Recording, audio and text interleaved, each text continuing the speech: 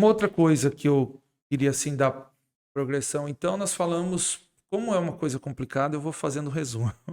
Nós falamos sobre doença localizada, falamos sobre pós-cirúrgico, radioterapia com elevação dos níveis de PSA ou a recidiva bioquímica pós. Nós falamos sobre doença metastática sensível à castração e Castração. agora vamos falar um pouquinho sobre doença metastática resistente à castração, quais são os avanços. Certo. Então, com relação a resistente à castração, hoje a gente tem, às vezes, alguns caminhos para percorrer, né? Aquilo que você falou da questão do teste genético é bem importante, Exato. porque hoje a gente tem para a primeira linha, o que que é a primeira linha? O primeiro tratamento do paciente que é resistente à castração, a associação do olaparib com ou com um desses novos antiandrogênicos, ou olaparib ou niraparib, que são dois remédios próprios para a mutação BRCA, como tratamento inicial, tá? Como com melhora de aquilo que a gente já conversou, melhora de sobrevida global, melhora de, né? Então é importante a gente fazer o teste genético nesse cenário, tá certo? Acho que entra como linhas subsequentes aí que a gente vai conversar também, aí as quimioterapias, Sim, nós né? Os vamos falar um pouquinho. pacientes que já falharam ao hormônio, via de regra, primeiro, você precisa manter o bloqueio, tá? Isso é uma coisa que é importante Isso, é falar, né? bem Porque tem lembrado. muita gente que fala assim, mas Posso, falhou o hormônio, posso posso parar? parar o É, hormônio? nossa, isso a gente escuta Felizmente o tempo não. todo. Você tem que manter. Porque, gente, a hormonoterapia, eventualmente, você faz as injeções, né, Zé Isso. Maurício? E às vezes a pessoa, quando toma a injeção, fica uma bola no lugar, é incômodo, as agulhas são grossas, então a pessoa vai se cansando e, eu progredi, por que que eu vou ficar com isso? Hoje, assim, houve o desenvolvimento também, né? Como a gente É, falou, até antigamente fazia de mês em mês, hoje você hoje pode ele, fazer a cada sim, exato, três trimestral, meses, isso semestral, mesmo. etc. Então, mas é importante manter nesse cenário da resistência à castração. E aí você vem a questão das quimioterapias, é onde que a gente entra mais. Então, o docetaxel, de novo, entra como alternativa. Eu ia perguntar exatamente isso, docetaxel e cabazitaxel, porque a gente falou muito das novas linhas, né?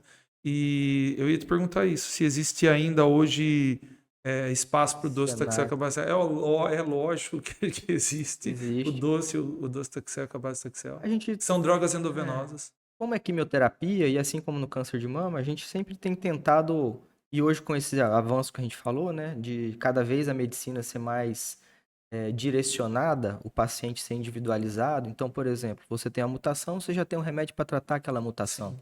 Tem uma instabilidade microsatélite, hoje a instabilidade você tem a imunoterapia que pode ser usada, né? Então, independente do tumor, inclusive, né? Já tem o pembrolizumab aprovado para isso. Mas voltando. Então a quimioterapia A sempre base. tem ficado mais posterior. A gente sempre tem tentado deixar as terapias orais, por exemplo, mais para o começo. Sim. Mas ainda assim, ainda existe. Vejo por que que o Dr. Zé Maurício está falando isso também. Não que a quimioterapia seja ruim, só que a quimioterapia, como a gente sabe, causa aqueles efeitos colaterais, né? Isso. Então a pessoa vai ter queda de cabelo, eventualmente vai ter náusea, vômito, a Autoimmunidade. qualidade de vida cai muito. Então a gente tem deixado isso para uma situação um pouco mais à frente. Só para resumir um pouco o que nós falamos, nessa última parte, nós falamos de doença metastática resistente à castração. Então, obviamente, se a pessoa chega com ela resistente, não usou nenhum, sem tratamento nenhum com novos agentes, você usa, Pode né? usar. Com tratamento com novos agentes, a gente, eu estou falando via de regra de uma maneira resumida e didática, porque senão fica muito complicado Complexo. exatamente montar um fluxo na nossa cabeça. Você já, ela resistente, você usou os novos agentes, quimioterapia, aí tem espaço para quimioterapia com docetaxel e a progressão com a base.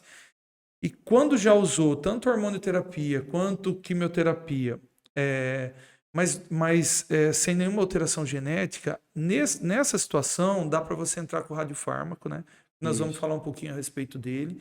E se tiver alteração genética, aí como a gente acabou de falar, você acabou de falar agora do olaparib, a gente usa o olaparib. Geralmente essas alterações genéticas, elas estão lá contidas no gene BRCA1 e 2, né? Geralmente Sim. é assim. E o olaparib, ele é, gente, um inibidor da enzima PARP. A enzima PARP, ela age na mesma via do BRCA.